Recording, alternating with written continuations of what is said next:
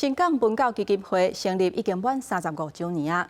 为12月初4开始，基金会少年家甲在地时代做伙合作，用文化展演的方式呈现丰富的在地文化，甲社区营造的成果，带大家做伙来看卖。大家啊，拢看甲流嘴烂哭哭震啊！老师伫台顶用台语念绘本的故事，互囡仔听，也佫有念歌的老师替民众说文解字。除了艺术文化的演出，佫有在地农特产品的体验活动。家己关新港文教基金会文化平安节，甲35档来累积的成果，展现互民众了解。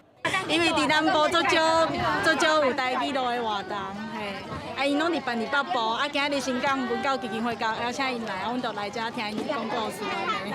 互恁仔了解讲，阮在地会使取啥物物件，做啥物件，名产是啥。新港文教基金会表示，当初因为要互庄卡的囡仔会当接受到更较侪文化刺激，所以成立基金会来推广。这届文化平安节有实农教育、艺术表演在地文化的内容，要来展现新港在地多元的一面。